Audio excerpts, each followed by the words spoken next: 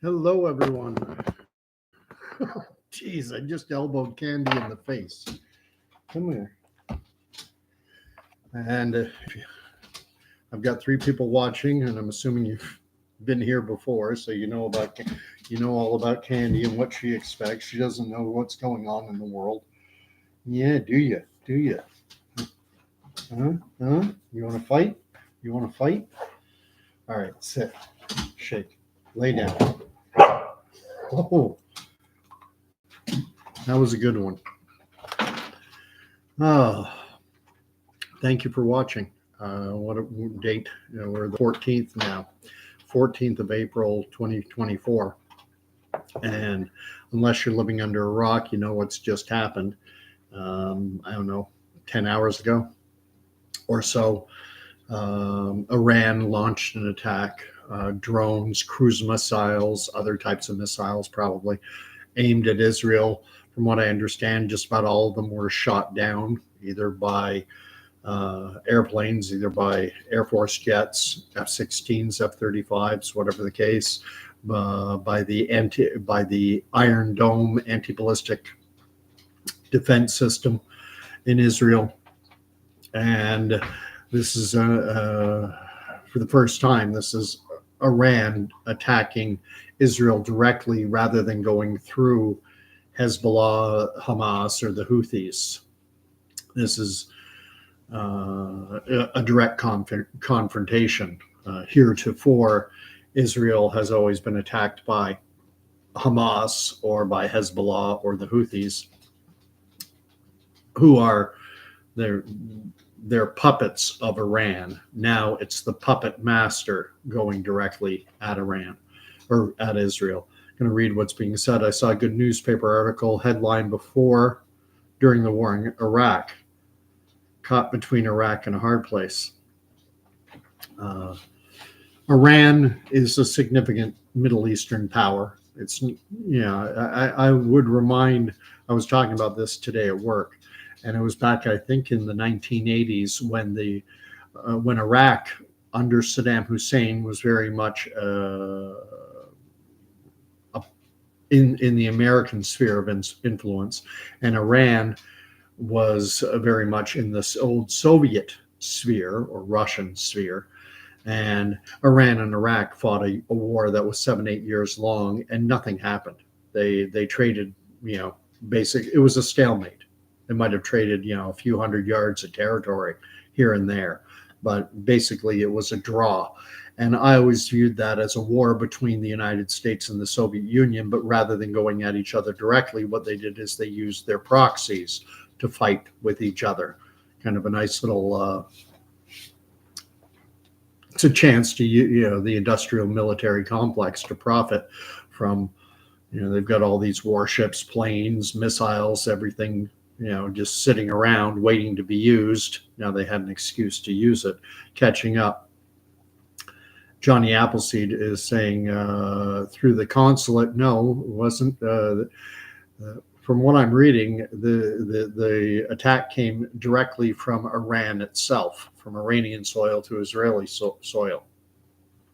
Although I imagine it wouldn't surprise me if there were also rockets, missiles launched from Lebanon, maybe from Syria, maybe from Yemen as well. But definitely drones, at least drones, were sent from Iran. Amonarchy says it's not easy to keep track of all these Middle Eastern conflicts. It's quite the confounded cluster, and it is. It is a cluster.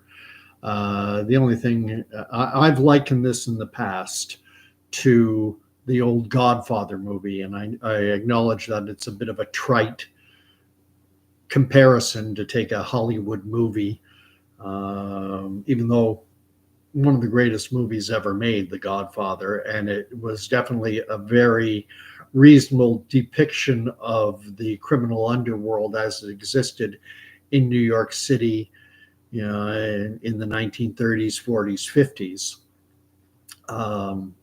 Very real. And to equate that to the Middle East, in the Middle East, you have all these varying countries. Iran, Saudi Arabia, Jordan, Egypt, and the top dog in the Middle East. I mean, the per capita income and gross domestic product and everything, for a nation of only 10 million people, Israel punches way above its weight. It's Saudi Arabia has double the economy that Israel has, but more than triple the population. And Saudi Arabia has oil. That's where most of their economic activity comes from. Israel, by contrast, they're something of the Silicon Valley of the Middle East. They're huge. They're a big agricultural producer in the Middle East. They do have natural gas now, but they have no oil. I don't think they produce 1 barrel of oil, of crude. Johnny Appleseed is saying, did Israel attack an Iranian consulate? Yeah, in Syria, in the city of Damascus, the capital of Syria, Israel about a week ago, launched an attack on the consular annex of the Iranian embassy. And I believe I may have the specific details. I may not be 100% right on the money, but I'm close. I believe 11 individuals in total were killed. I believe 5 of them were Iranian military officials. At least one Iranian general was killed. I think there were 11 in total. A few of them, 3 or 4 of them, were Syrian nationals. The rest were Iranian. And when you look at a country, if you're Canadian and you're in Paris and you go to the Canadian embassy in Paris, that is considered Canadian soil, the U.S. Embassy in Ottawa. Once you step foot on the grounds of the U.S. Embassy, you are said to be standing on U.S. soil. So Iran views the attack on their embassy and consular facilities in Damascus, that is an attack on Iranian soil. And there is no doubt in my mind, editorially speaking, there's no doubt in my mind, Israel, this was a provocation, 100% on Israel's part, because up until now, Iran has been fighting the tail and not the head. They've been fighting the puppets rather than the puppet master. Iran is the sponsor of Hezbollah, the Hamas, and the Houthis, and Iran directs them. They provide funding, arms, training, advice, direction.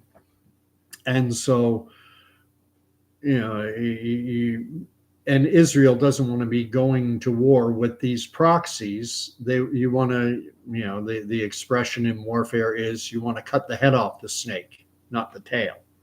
And so the attack on that Syrian based consulate and the embassy facilities, I'm convinced, and you'd have a hard time changing my opinion, that, this was the ultimate goal, to have Iran respond. And now we get into the next phase that's coming up. And the next phase that is coming up is what I see playing out, is that we're going to see rhetoric geared toward, well, we need to calm things down. Everyone needs to exercise restraint, et cetera, but that's simply the rhetoric. That is simply the rhetoric. Their escalation is coming. I'm just going to catch up. During the COVID lockdowns in China, someone was fishing from a building with a drone by hanging a hook from it. That's anarchy. I can believe it. What's interesting is all this is happening right now while I mention John Campbell quite frequently. He has put out 2 videos within the last 2-3 days, one of which talks about the fact that Pfizer has admitted to doing what they always do, which is, engaging in unethical and perhaps even illegal activity. And you can go to his channel, and I think it says something about the title of his video, something like coming out in dribs and drabs.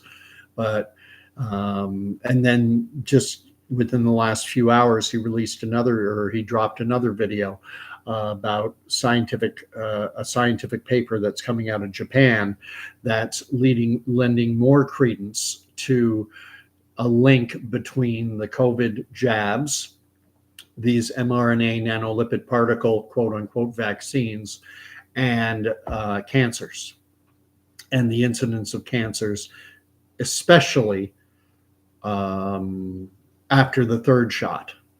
Appears that, 2 shots, not so bad. 3rd shot and more, big trouble. So all this is coming out. Well, meanwhile, we've got what's shaping up to be the start of World War III. And if you go back, I know I didn't have much of a following. I didn't have many subscribers, only had 150, 60 back in October of 2023, when October 7th occurred and Hamas launched their attack on Israel.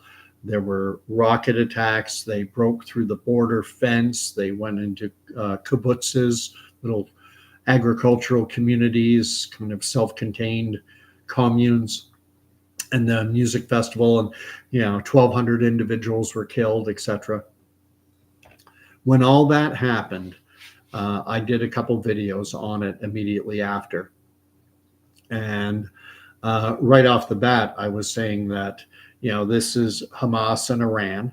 Hamas is linked to Iran.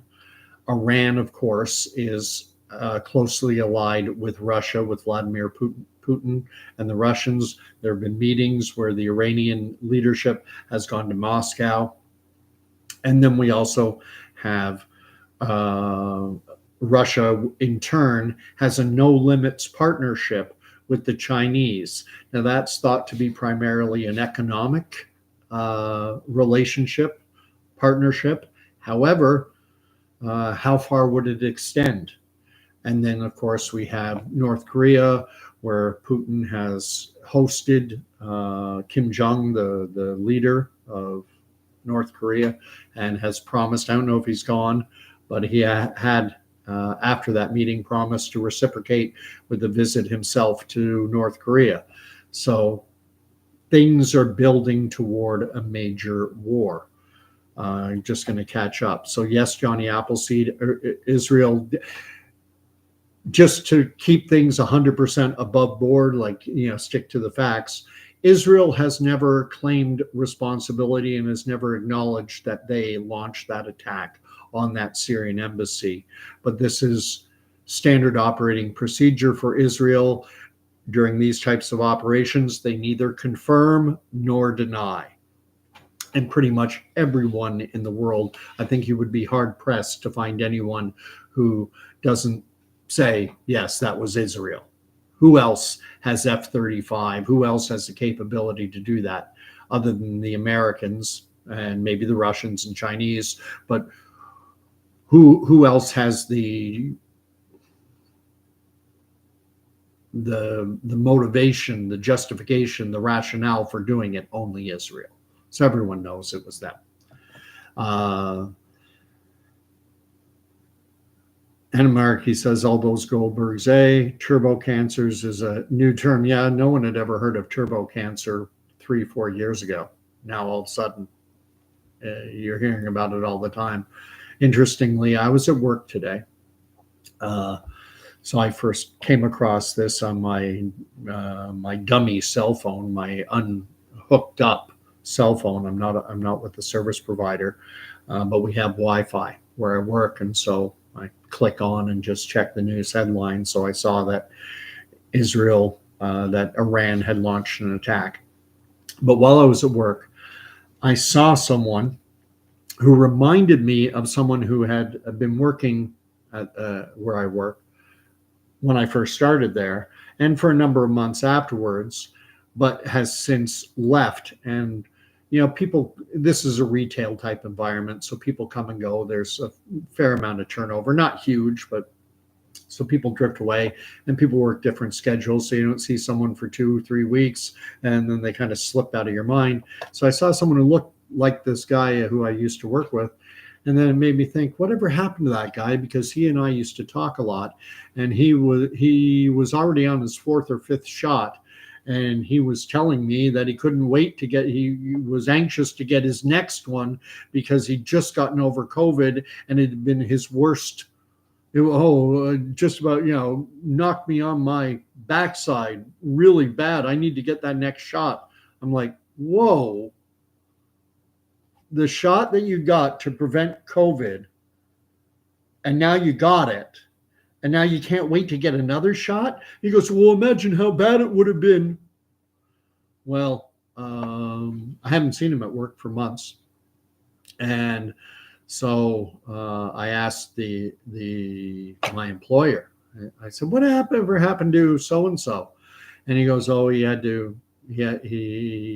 he's on disability now. He had heart issues. What a shock. Heart issues. And I know too many of these cases. I have a family member, a 38, an extended family member, 38 years of age, someone I know firsthand personally, 6 foot tall, 180 pounds, younger than me, taller than me, lighter than me, healthier than me. I smoke, he doesn't. He has a workout gym, an elliptical, and a treadmill in his basement for the wintertime when he can't get out and exercise and go jogging. He had a heart attack. What a shock. Animonarchy, I've heard and read a lot about of cases of people that previously had cancer and beat it or had remission, and that there's a lot of that.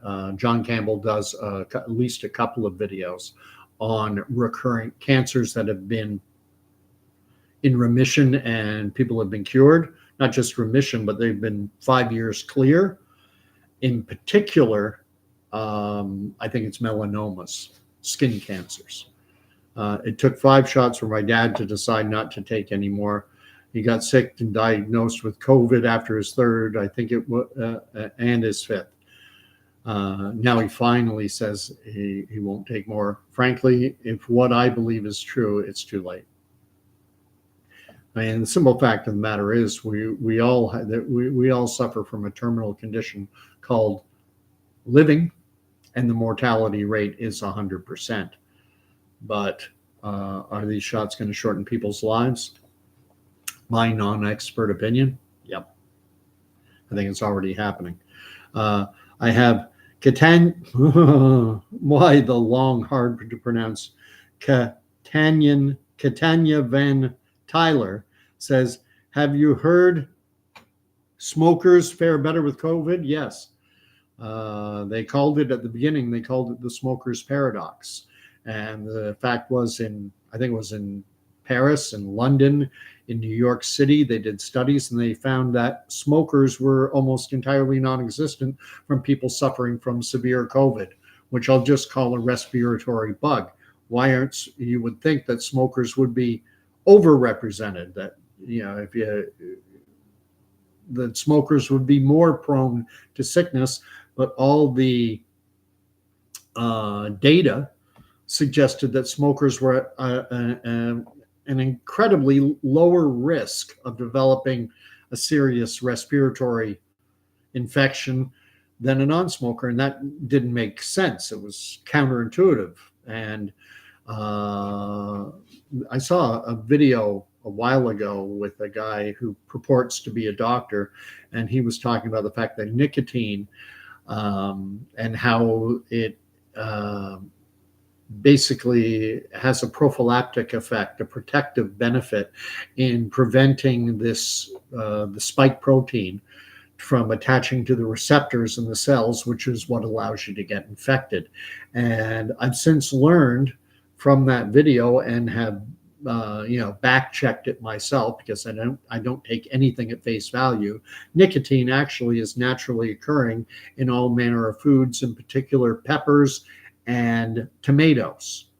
So it's not, and it is suggested by some that it's not tobacco and nicotine that are the health concerns in terms of smoking. It's all the other chemical additives that they include with the tobacco and the cigarette paper itself. I'm a smoker. And I remember when those reports first started coming out in like May, June of 2020, I'm like, great, another excuse not to quit. And another thing I've heard is that the paper is also has carcinogenic properties to it, cigarette paper. So anyway, I think that probably answers your question, Catania Van Tyler, more than a bit. Johnny Appleseed says, any excuse not to quit. Yeah, guilty as charged. Anarchy, cannabis is anti-COVID. According, even just CBD. Great, now I got to start coughing. Dr. Brian Ardis talks about that. That might have been the individual I saw, Dr. Brian Ardis. The only thing is, I try and look up when someone says doctor.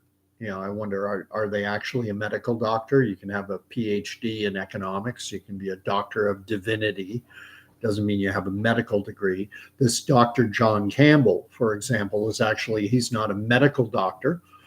However, he's a professor of nursing, and he earned his PhD for the digital dissemination of teaching materials to nursing students. So his PhD is more academic in nature than medical, but he has a medical background. He's a nurse practitioner and actually a professor of nursing himself. And he's contributed to textbooks, maybe has even written textbooks himself, but I know he's at least a contributing author to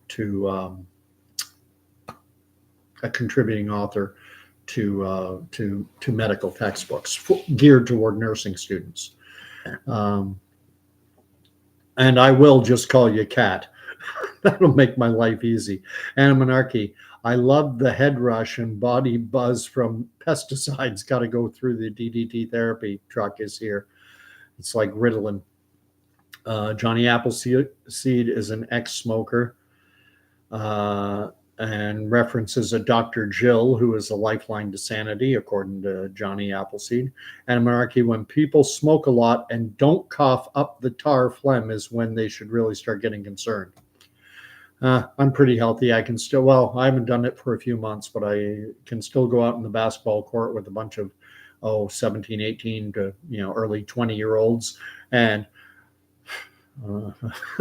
I can hold my own. I don't rock it the way I did at that age, obviously, or even when I was 30 or 40, but I can still hang in with them. I can still use the muscle between my ears to compensate for what I lack in vertical and everything else.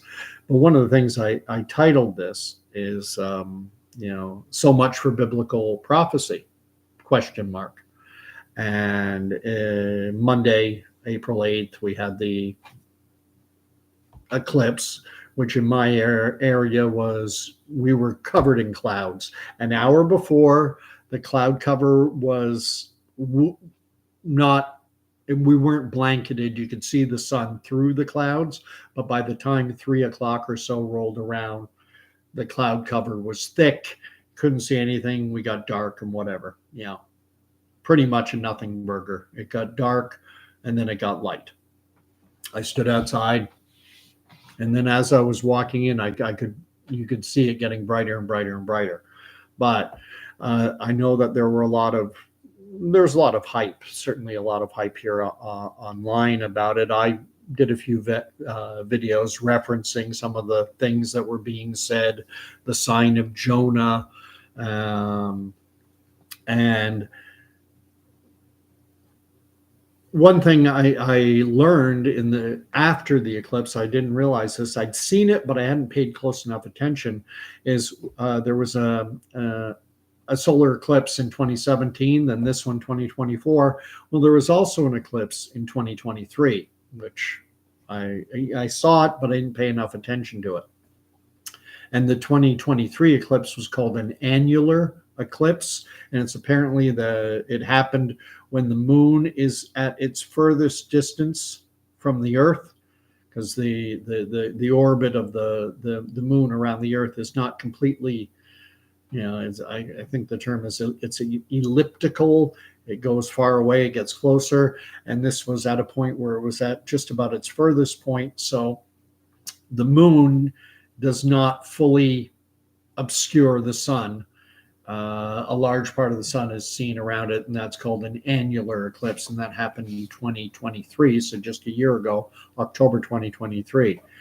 And you got into this whole bit about the sign of Jonah, and it references a passage in Matthew where Jesus is asked by the disciple, or not by the disciples, but by the religious leaders, the Pharisees, the rabbis and such.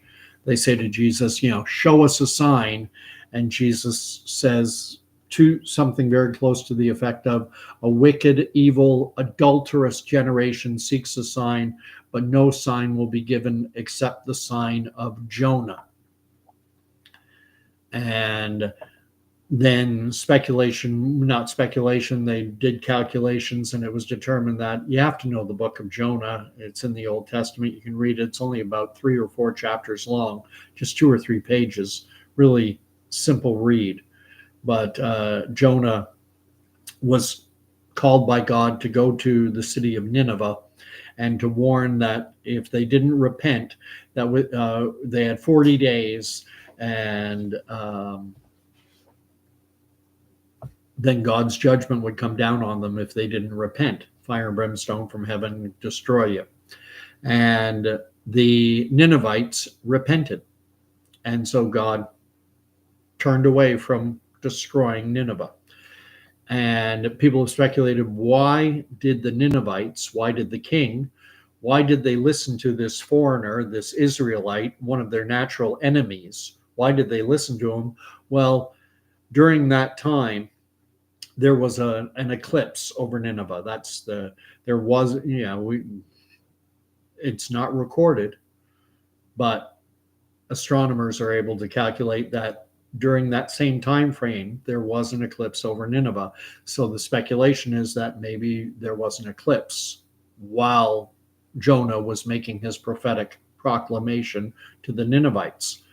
And anyway, so we had the eclipse. A lot of points were made that the 2017 eclipse, it transitioned over 7 cities called Salem, which is Hebrew, means peace. It's from whence comes Jerusalem. And then this eclipse that just happened transited through 7 cities called Nineveh. And right at the nexus, right in where the 2 bands intersected, in that X marks the spot, was an unincorporated, or is an unincorporated township in the state of Indiana called Rapture. So I'm sure there were some individuals expecting to be raptured, and with everyone else being left behind or left below. And of course, none of that happened. And it gives the Bible, it can give the Bible a bad, it gets a bad rap because of the misrepresentations that people put out and the laying out of false expectations. Oh, well, you thought the world was coming to an end when the eclipse hit. What do you know? Your Bible is garbage. And it got me to thinking a lot about prophecy, and the fact that, I'm 58. I'll be 58 this year. I keep saying I'm 58 already. I was born in 66. My birthday's in July. Not that I remember that. Anyway, July. I'll be 58. So I was born in 1966. And the end time prophecy types came onto my radar when I was it was in the 80s when I was a, teenager, and, into my early 20s. And there was a TV show that was called The World Tomorrow with Herbert W. Armstrong. And he was an old guy. He had to be in his 80s, 90s. I think he lived to be 100. And he would come on and, we are living in the last days. And when you hear the last days, sounds like it's imminent, sounds like it's right around the corner, sounds like we're going to see it, before the last days, not the last years, not the last decades, the last days. And days can be a bit of a euphemistic term. These are the days of. I'm going to catch up before I keep going. Johnny Appleseed talks about John Campbell, and if you look in the live chat, that's the proper spelling of the name, so you can find his channel. I encourage everyone to watch it if you haven't seen it. That it's a lifeline to sanity. And here is a guy who was fully embedded in call it the industrial medical complex. He's a nurse practitioner and such. And so at the beginning of the pandemic, he was all in on everything. He was all in on following the advice and everything. And then, God bless him, for most, cognitive dissonance sets in. Common sense and, questioning, critical thinking contradicts a deeply held belief. And most will default back to the deeply held belief because a guy like John Campbell, he spent his lifetime in the medical profession. And so for him to pull himself out of that and be able to question and analyze and think critically, and to eventually do a complete 180. He was advocating when the jabs were first authorized in the UK. He said he had them, the first two, and he advocated that everyone get them because it's a matter of public health. And then I guess he had an epiphany, and he started to realize, gee, they're lying to us. And they lied to us repeatedly throughout the whole COVID era. Just going to keep up. Anamonarchy says Pops is a boss. I don't know who Pops is. Anamonarchy, the clouds were so thick here. Same thing. I missed the whole eclipse. It was kind of boring just seeing it get dark. That was my experience, and I think I got to live another 20 plus years. I'm going to have to make it to, 57. I'm going to have to make it. I'm going to be dang near 80. And before the next one comes along. And then Kat is saying, it was so amazing watching Dr. John wake up. He only came onto my radar after the fact because I had been listening to a Dr. Z. I would say Canadian Dr. Z, but Dr. Z, and one of my vaccine advocacy type friends wanted me to pay attention to this guy. And I watched some videos, very good, he's a sharp guy, very quick, but something was off. Just catching up. Oh, Pops, did you playing basketball? No, I haven't been out for a while. I've been meaning to get out at the base. They have Friday night basketball, and then Wednesdays they have it at the Y. And I think if I go out to the base, there might be some older guys like me. Anyway, I want to get back to prophecy and about this whole, the sign of Jonah. And we're moving in that direction. But it's not days, it's not weeks. In terms of the escalation in the war in the Middle East, I think we're not looking at days or weeks, but I don't think it's going to be months. I don't think it's going to be 3-4 months. I think it'll be shorter than that, and we are going to see an escalation. I think what they're doing right now is they're playing it up that, publicly the rhetoric that we're hearing through the media is that, the United States and the European Union and all the major players are calling for, a calming down, for restraint is the big word. Everyone needs to be restrained, but I don't think restraint is what is planned. What is planned is an escalation. But they want it to look like, well, we didn't want this to happen. But yeah, it's coming. It is coming. That's my opinion. How quickly, I can't say. I don't think it'll be days. I don't even think it'll be weeks. But I would be very surprised if it got into May or June. I'll say June to be safe. If we got into June without things ramping up significantly and the dominoes start to fall, I think this is all part and parcel of Klaus Schwab, the World Economic Forum, and this globalist web. Because it's not just the WEF. I mean, there's Club of Rome, there's the Bilderbergers, there are countless Masonic groups interconnected in a web. And this is all part and parcel of it. Anne Monarchy says, some of these doctors shilling for Big Pharma make me feel smart. Oh, I would love, I actually had a conversation with a family practitioner in my town, and it was acknowledged that, I don't blame you for not getting the shots. And I actually wonder whether this GP that I know, whether they actually got the shots or not. Publicly, I think they're, compelled to, if you want to maintain your license to practice medicine, compelled to put on a public face that you got it. But did they actually get it? I can't say one way or another. Just catching up. Monarchy, the next one's 2044, so 20 years from now. Johnny Appleseed, which countries for war? Well, if you look at Israel, in 1948, the British mandate for Palestine had an expiration date. They gave up. Britain said, we're done.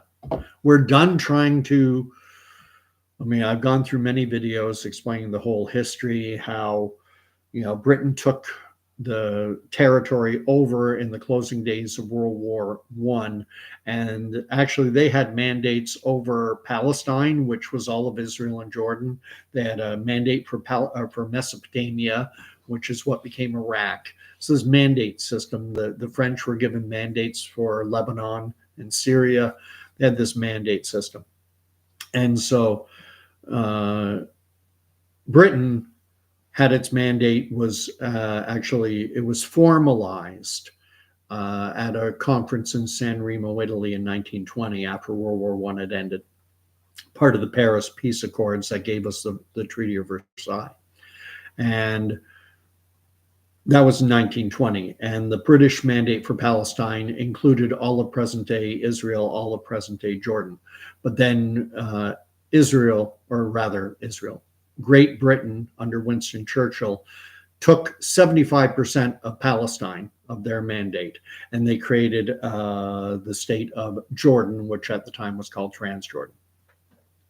And then after they created the first Palestinian state, it became, I'm just going to call it Jordan.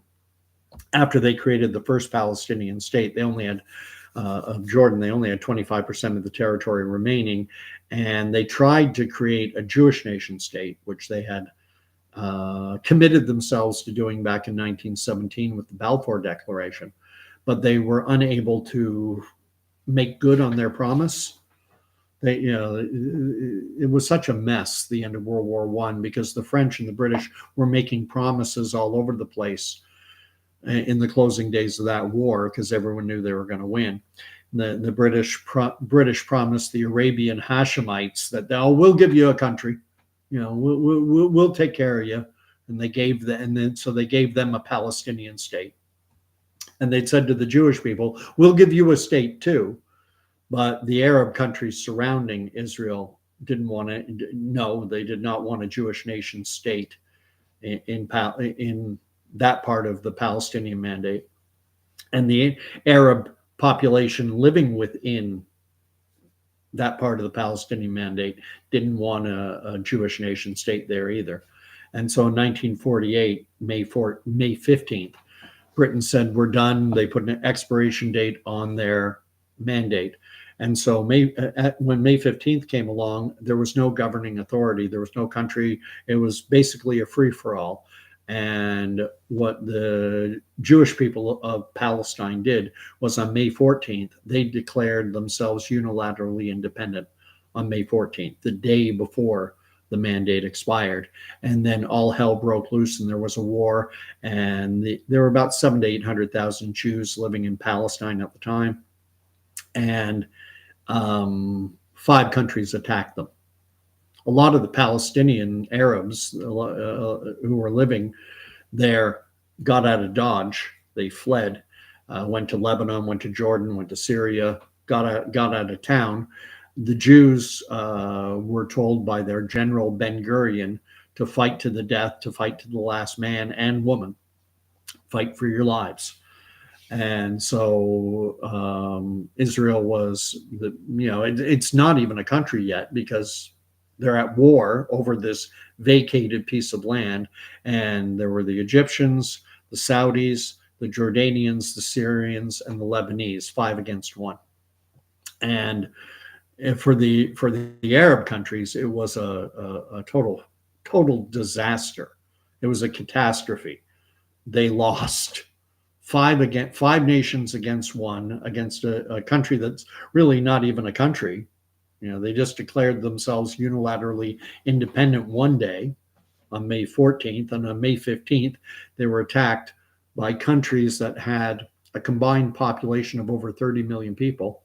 Israel was 700,000 Jews and about 700,000 Arab Palestinians. So you had 700,000 Palestinian Jews, 700,000 Palestinian Arabs, and because they're both Palestinians at that point, because Israel doesn't exist. Israel didn't become recognized by the UN as a state until June of 1949. That's when the United Nations recognized Israel. Got to catch up. Anna is talking about the red heifer sacrifice. That April 22nd, he thinks is the sacrifice day. I don't understand how anyone can think killing an innocent animal for ceremonial purposes is a good thing. It's sick and twisted and murderous. April 22nd is a date that many think it might take place, but I don't think there's any specific date set. My understanding of this sacrifice is that it has to take place during the heifer's 3rd year. And these heifers, I think they had 5 at the beginning, and at least 1 and maybe 2 have been disqualified because the heifer has to be completely without blemish, could never have had a yoke on it, can't have any more than 1 white or black hair. You get 2 black hairs, it's disqualified. So at any rate, from what I understand, they had 5 that were imported from Texas. I think there are either 4 or 3 that remain that still qualify. And April 22nd is the date for the Jewish Passover. So it's a significant date on the Jewish calendar. It's probably their most significant date after Yom Kippur. Yom Kippur is the Day of Atonement. But Jews believe in blood sacrifice, that there needs to be a blood sacrificial atoning sacrifice to make a person clean. And I'm not Jewish, so I'm not going to go too in depth into it. My understanding of it isn't perfect. I think it's better than most non-Jews, but anyway, will this sacrifice take place? I think it's going to be difficult for it to take place at a time of war when there are drones and things flying around and missiles. I've said before on this channel that what I think very much could happen, and perhaps is even planned, and perhaps this is part of the machinations that we're seeing, is that if we get into a situation where Hezbollah and Iran and the Houthis and Hamas, if they're all throwing their rockets and the this Iron Dome anti-ballistic defense system is fully engaged, all you need is for a stray rocket or missile to hit the Temple Mount, where currently there is the Dome of the Rock, and then there's the Al-Aqsa Mosque. All of a sudden they could be gone. And then you're looking at the prospect of the third temple being built. The first one was Solomon's temple. The second is typically referred to as Herod's temple, both of which were destroyed. Solomon's temple was destroyed by the Babylonians in 586. No, something like 586 BC. And then the second temple, Herod's temple, was destroyed in AD 70, or Christian era 70. And now there's talk that there could be a third temple. But before a third temple can be built, it seems to be a widely held view that there first has to be the sacrifice of a red heifer, something that has only happened 9 times between Moses and AD 70. There hasn't been a red bull sacrifice, or red heifer, not bull, red heifer sacrifice in over 2,000 years. So catching up on what's being said.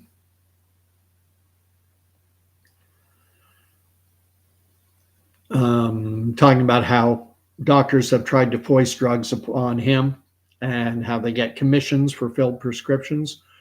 Pfizer, if you go into, just do a search and type Pfizer and then put it in quotes, repeat offender or habitual offender, Pfizer has been fined billions of dollars for withholding adverse trial results. Someone dies in their trial and they go, they're being removed from the trial. They're no longer part of the trial, the person who died. So that's one thing, withholding adverse events from trial results. They've been fined for bribing physicians and for engaging in fraudulent marketing practices. And this is the company to whom so many people put so much blind trust in. A company that the U.S. Senate, Congress, they talked about shutting it down. They talked about shutting Pfizer down, but ultimately they fined them something like $3 billion instead. And I have to ask the question, is that just regarded as the cost of doing business? So catching up again. Johnny Appleseed, which ones will fight today, or which ones will fight today or tomorrow? Which countries will fight in this war? And again, I don't think it's today. I don't think it's tomorrow. I don't think it's a week from now or 2 weeks from now. But I don't think we're looking at months. I don't think we're going to get into June. I'll be very surprised if we get into June without a major escalation. And obviously, you're going to have Iran involved. And then you see, this is where things get dicey, because Iran has its tentacles in Yemen with the Houthis, in Lebanon with Hezbollah, as well as Syria. And they have other groups, Islamic Jihad. And these groups are quite often popular with the populace, not necessarily. Jordan, for example, has normalized relations with Israel. But does that mean the Jordanian population? Remember, Jordan is not a democracy. None of these countries are democracies in the Western sense of the word. Saudi Arabia is a kingdom. Jordan's a kingdom. United Arab Emirates states, they're kingdoms. These, so often they're ruled by either a dictator or by a royal family. Syria is ruled by a dictator, Bashir al-Assad. And so this is Iran is hoping. They want to be the leaders of a pan-Arabic or a pan-Islamic world. and they want their brand of extreme Shia Islam to take preeminence over the perhaps more moderate Sunni brand of Islam. Going to keep catching up. Anna Monarchy says, I refuse meds.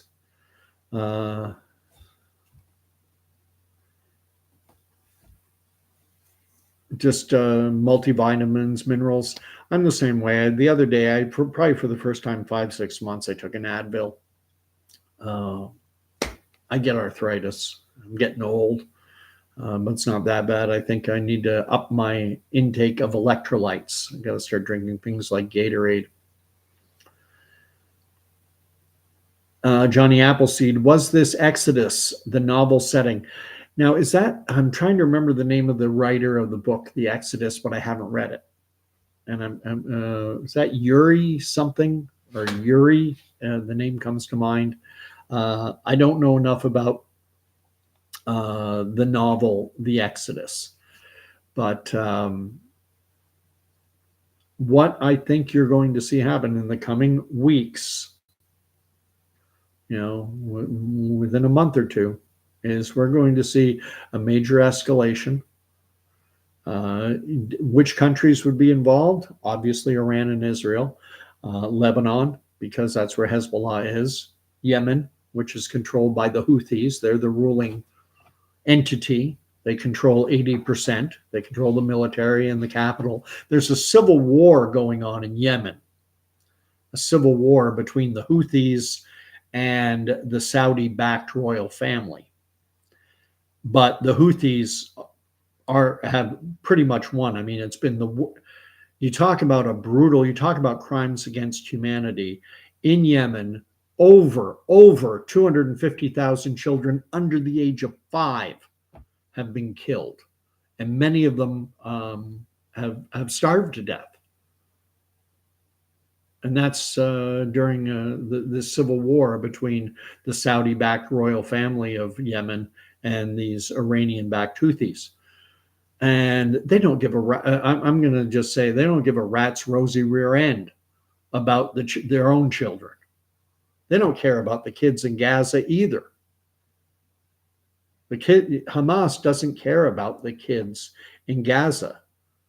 They're good PR is what they are, because everyone goes crazy over what's happening in Gaza, and it is horrible, but completely ignore 250,000 children under 5.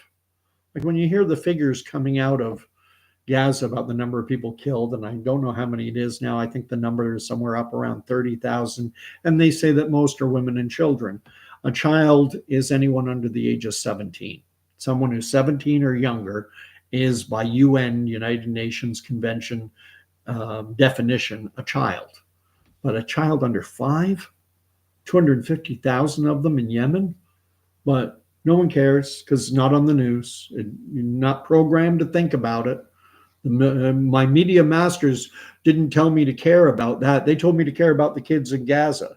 They didn't tell me to care about the kids in Yemen, so screw them. If they want to kill each other, that's fine. And I'm going to say it. The reason people don't care about kids, all the kids that are being killed by the Houthis and by the Saudi-backed royal family, why don't people care about those kids? Because there are no Jews involved. Underneath this whole conflict, the ugly head of anti-Semitism, which isn't the best term, I prefer to say Jew hatred. People hate Jews. They hate Jews. And so they're just, in a fashion, they're thrilled because now their anti-Jewish venom has become fashionable. It's now fashionable to be vocally anti-Semitic, vocally hateful toward Israel and anything Jewish. And Zionism is a bad word now. Oh, you're a Zionist. Please. I'm going to catch up. Oh, I'm getting behind.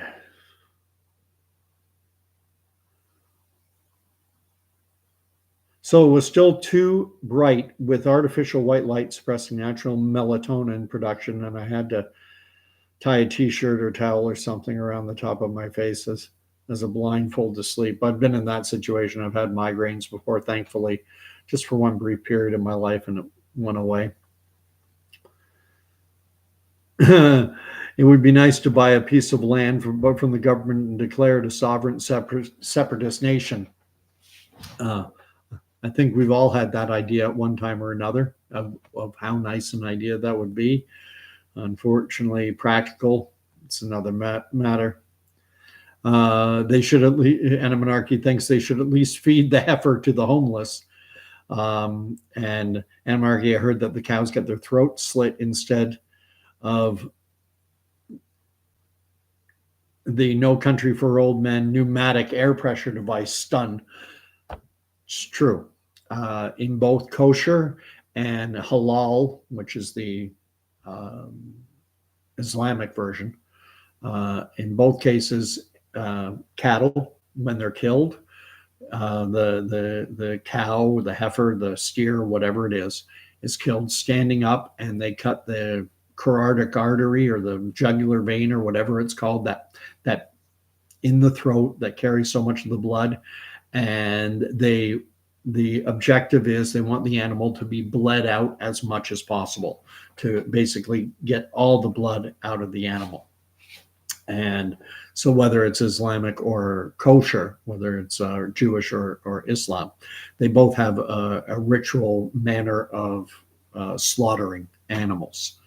And in the Islamic world, it's called halal, and in the Jewish world, it's called kosher. Anyway, so yes, it's both Animonarchy. It's both halal and kosher, both Jewish and Islamic. This red heifer sacrifice is the animal is burned. They don't bleed it out. They actually just incinerate the animal. And then it's the ashes from this red heifer mixed with hyssop and cedar and water from the Gishon spring, I believe. It has to be from there. And then this creates an ash, and the sprinkling of the ash cleanses an area and also cleanses the people, which and that enables Israel. That would enable this Temple Institute to then build the third Jewish temple. I'm just going to catch up. Yeah, Animonarchy. I'll let people can read the chat is on replay. About when you opened up the vial, the little package with the Animonarchy is talking about the fact that when you got a Pfizer and I believe also Moderna, when you took the vial out of the little box, there's supposed to be a huge an insert, and you unfold it, and it's like a road map, and it's quite large. It's probably 4.5, 5 feet by 5 feet, with all the counter indications and the ingredients and everything. When you pulled it out, it was reportedly blank. I saw people doing videos on it. I never actually did it myself to confirm it, but it wouldn't surprise me given Pfizer's history of fraud and everything else. Laser distance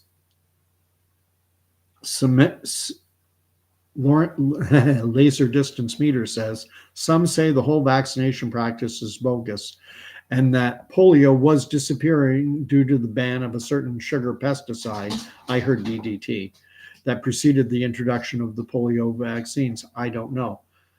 My maternal grandfather had polio. He survived it. It paralyzed him for a time, but he was able to regain his the ability to walk. But at any rate, and I'm not going to have my years exactly right, but I think the polio outbreaks peaked in like 1951, 52, in and around that area. And then the actual vaccine for polio didn't come out until the late 50s, early 60s. And the incidence of polio was already, it was already way down.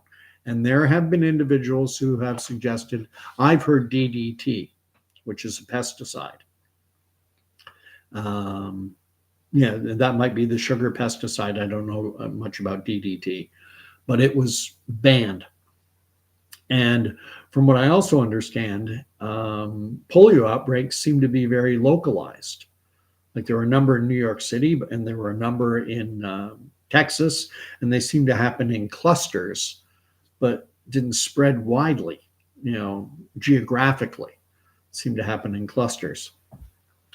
Um, the Johnny Appleseed says, with respect to that book, Exodus, Leon Uris. I remembered Uri. I was close.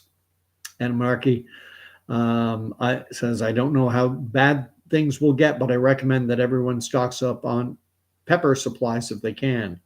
I think he's saying prepper supplies. Yeah, prepper supplies, a year of canned food. I've laid down a lot of rice. Yeah, it's a good staple carb. Anarchy thinks Leon Uris is a good author. I've read the book Trinity about the Catholics versus the Protestants in the late 19th, early 20th century in Ireland. Sad situation, Belfast. Johnny Appleseed asks, why are 1.3 billion Arabs so worried about 9 million Jews? I did a video on this a while ago, and it's speculation on my part, but what is so significant about the land of Israel? When the Ottomans controlled it, they didn't care about it. All kinds of individuals traveled into what was then Ottoman territory. It was their Syrian territory. People went to Jerusalem and to Nazareth and to Bethlehem, and they wanted to see the Holy Land. And people wrote on it, Mark Twain being one of them, in around 1860. He was writing newspaper articles that he put into a book called An Innocent Abroad, or The Innocents Abroad. And everyone, diplomats, travelers, writers, described the Holy Land as a wasteland, desolate. Hardly anyone lives here. Nothing growing. It's just and what's so important about it? And I think it's that old adage of when you have a sibling and you want to play with a toy. Your brother doesn't care about the toy until you take it, and then once you get it, then he wants it. And it's like the land, this Levantine coast. Jews moved into the area. Jews have always lived in the area. There's always been a Jewish presence in the Holy Land, going back thousands of years. But even after the Roman diaspora, when everyone was sent out, some Jews were able to remain. Their population dropped down to, in around 10,000 at low points, and it would go up and down. But it's like the Jews started to come back in more significant numbers late in the 1800s, late in the 19th century, and then early in the 20th century, and then especially after the Balfour Declaration. And they would buy land. The Arab population would sell them land. There's no problem. But then once they wanted to have their own country, once the Ottomans were defeated and Britain declared, we'll set off part for an Arab country, but we're going to set up a little Jewish country. Oh, no, now we want it. I don't know. So Johnny Appleseed, why are 1.3 billion Arabs so worried about 9 million Jews? Then you get in the whole business of Jerusalem itself. When Jordan took control after the 1948 war, that 1948-1949 First Arab-Israeli War, Jerusalem, East Jerusalem, where the Temple Mount is, which has always been a predominantly Jewish area, Jordan got control of it. And their commander bragged that for the first time in over 1,000 years, there are no Jews living in the Jewish part of Jerusalem, in the eastern part of Jerusalem. We got rid of all the Jews. We killed them all, and they all fled away. And you know what? Well, that's fine. To the winner goes the spoils. You won. It's your territory. But then 1967, they attacked Israel again, only this time they lost East Jerusalem, and now it's Israeli territory. And same rules apply in my books. To the victor go the spoils. If it's their territory, and they've been far nicer than the Jordanians were. Right now, if you're Jewish, you're not. There are so many restrictions of walking on the Temple Mount. You're not supposed to pray there, and the reason they don't want Jews praying there is because it incites extremist Islamic violence against Israel. So don't pray on that site, even though it's the holiest site in Judaism. Just going to finish up reading so I hope that answers Johnny's question. That's my opinion. Monarchy says, I shared a cell with a cow farmer, and he said he would kill calves by bottle feeding them and slitting their throats, and they would drink the milk until they collapsed. I had halal kosher beef there. Yeah, I haven't had a kosher anything since I went to York University. I had a Jewish delicatessen named Marquis. That was good food. The rest was everything else was, I think it was a caterer, like you get in colleges and universities, and the food was. But Marquis was a private delicatessen, and it was the only it was the only place outside of the catering company where you could spend your meal money. I lived in residence, and you had to buy into the meal plan, and the only places that would accept your meal plan were the cafeterias on res or on the campus. But Marquis, because it was a kosher delicatessen, they also accepted the meal plan. And I would jokingly go in there because my next door neighbor in res was a waitress there, and I would always joke and say, I'll take a bacon double cheeseburger, which breaks all the kosher rules. And she would go, ha ha ha, very funny, Gordon. But I would have a hamburger and a steak. But I never found the steak that good. And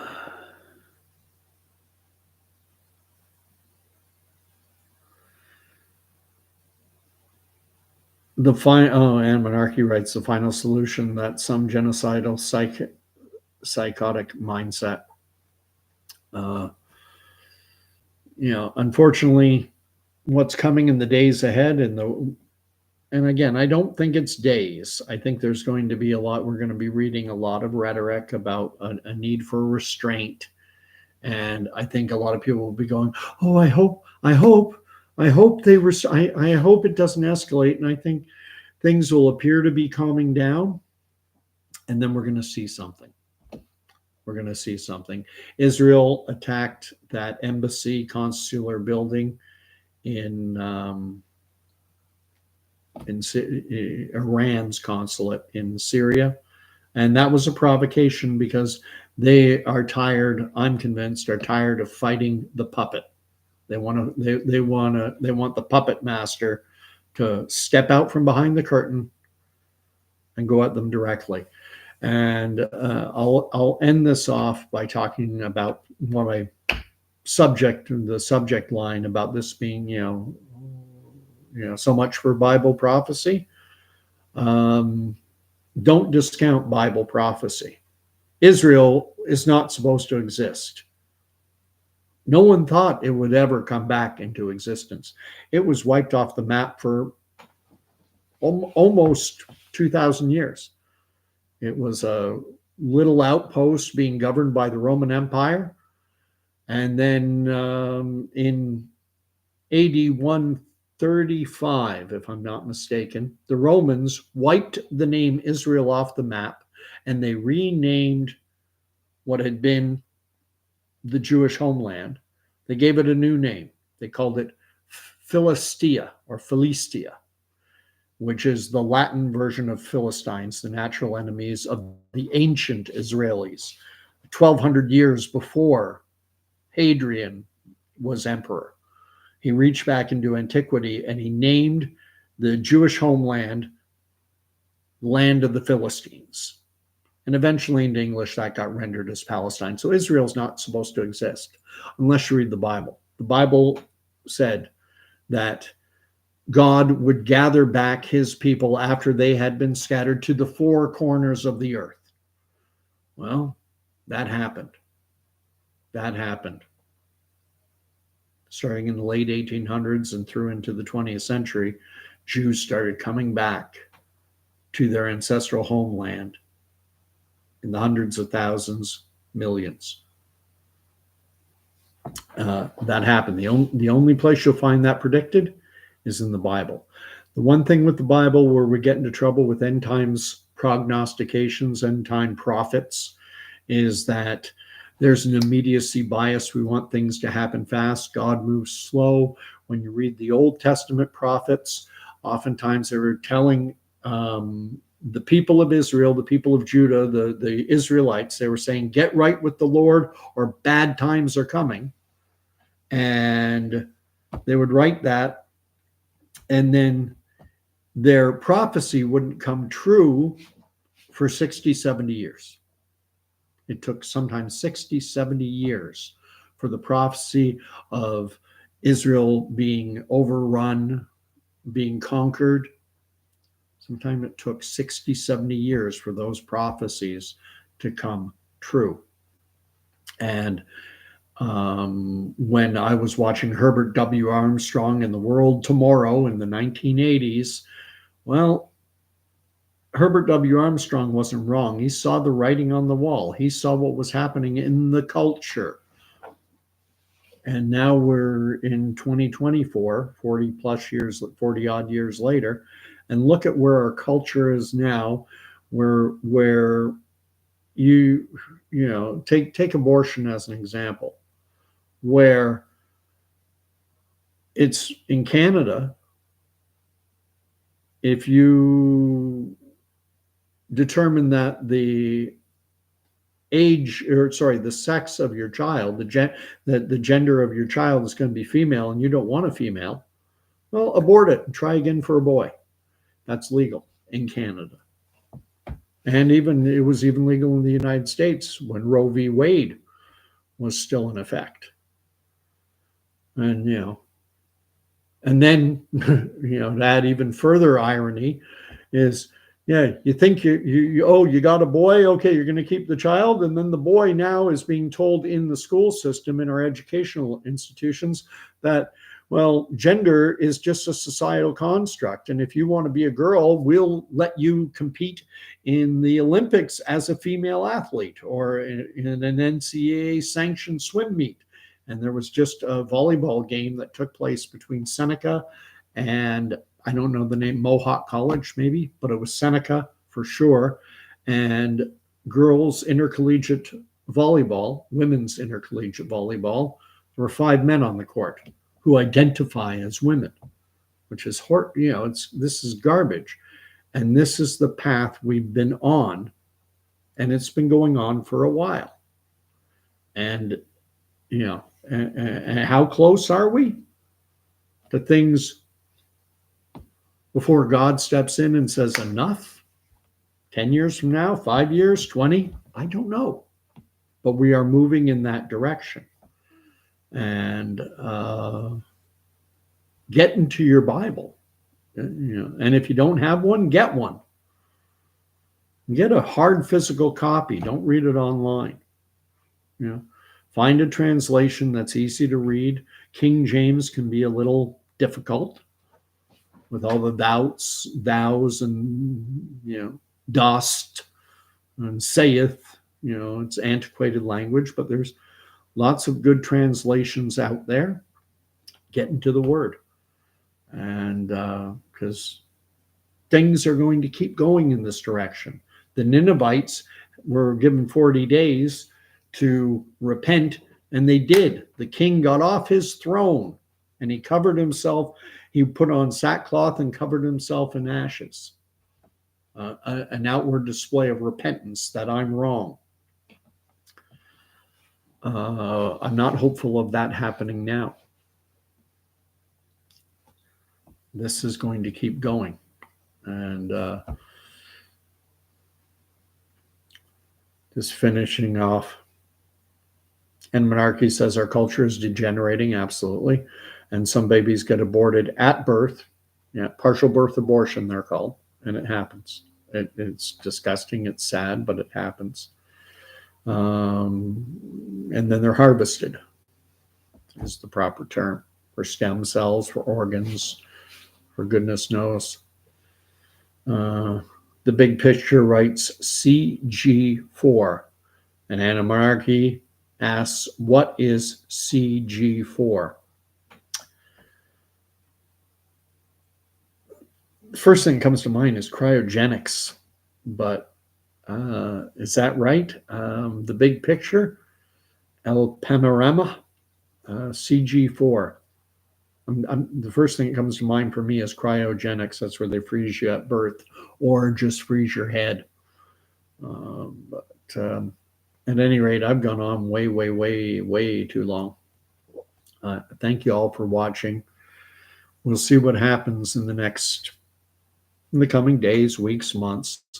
As I say, I don't expect a major escalation in Israel. I think we're going to have a period of them saying, all right, everyone just, restraint, but something's going to happen,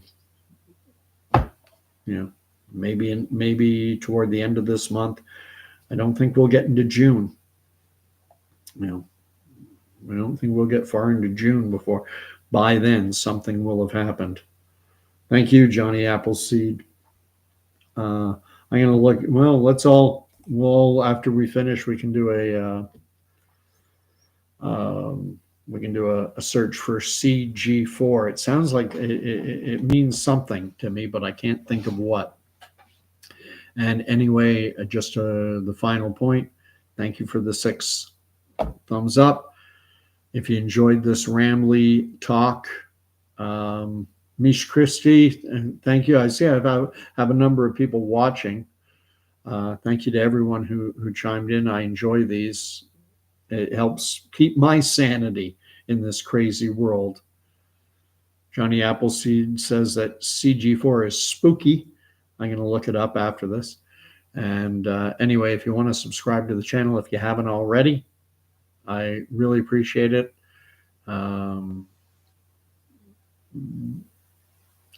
I'm interested to see what can come of this miserable, pathetic channel. I'm interested to see if maybe my zero production value, old guy just rambling away, can lead to something like maybe I'll get a chance to talk to someone like really big, Vlad. Jordan Peterson would be amazing.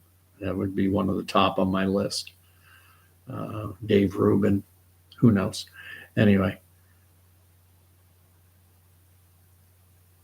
Thanks, Laser Distance Center and Sharonian, everyone. God bless. Good night. And hey, it's Sunday. If you get a chance, if you know of a good church, I'll talk to you later. I might do one tomorrow night. Good night.